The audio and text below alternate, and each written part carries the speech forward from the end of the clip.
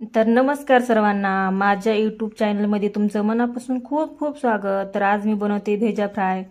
तर हे बघा, भेजासाठी लागणारं साहित्य इथं भेजा घेतला आहे, इथं कांदा चिरून घेतला आहे, इथं बारीक चिरलेली कोथिंबीर घेतली, इथं आलं लसूणची पेस्ट घेतली।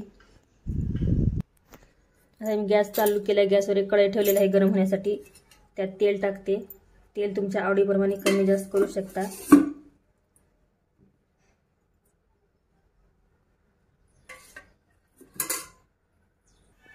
आपलं तेल पण छान गरम झालं, त्यात बारीक चिरलेला कांदा टाकून घेऊ।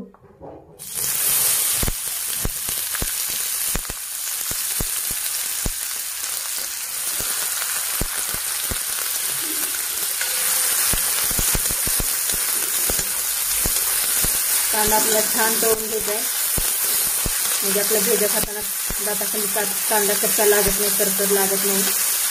छान लाल होईपर्यंत तळून घ्यायचा।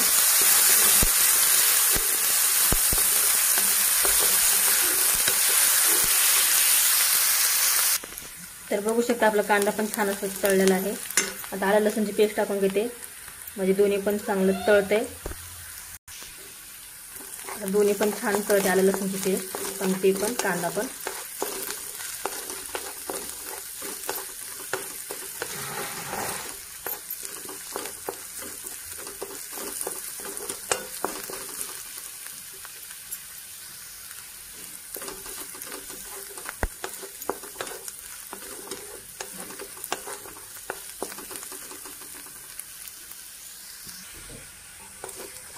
आता आपला कांदा पण आलं लसूणचा पण कच्चापणा वास निघून गेलेला आहे, कांदा पण छान असं तळलेला आहे। इथे मी थोडं सुकं खोबरं टाकून घेते, भाजून वाटलेलं आहे ते टाकलेलं आहे थोडं अगदी।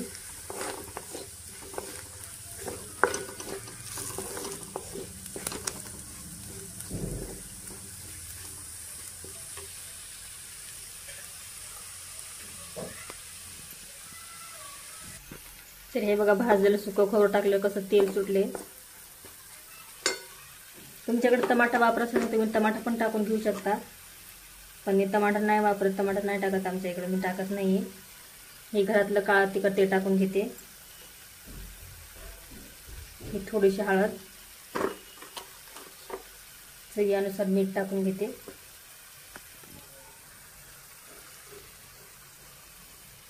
ही बेडगी मिरची पावडर टाकून घेते।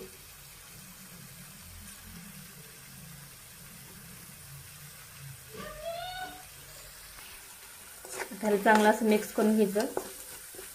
आता हे धुवून घेतलेला भेजा टाकून घेते त्याच्यामध्ये।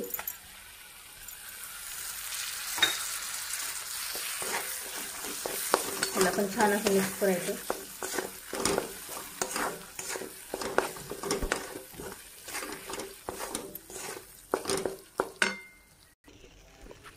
आता आपलं भेजा छान असं मिक्स करून झालेलं आहे। थोडं मी पाणी टाकते भेजा शिजणे इतपत,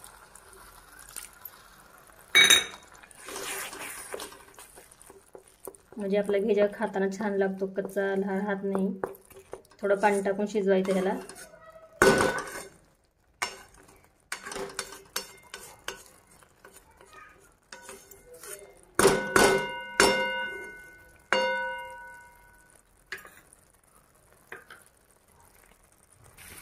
इथे आपला छान असा भेजा शिजलेला आहे, परत एकदा मिक्स करून घेते मी।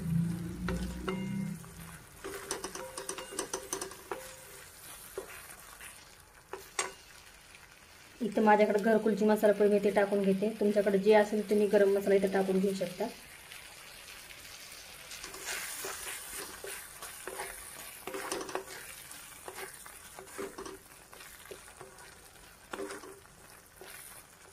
बघू शकता किती भारी दिसतोय भेजा, मस्त झालंय भेजा फ्राय, एकच नंबर दिसते।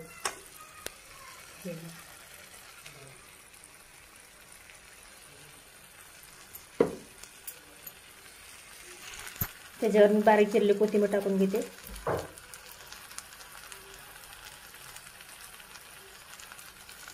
तर बघू शकता किती छान दिसतंय भेजा, एक नंबर झालेला आहे। सुगंध तर फार घरभर पसरला ह्याचा।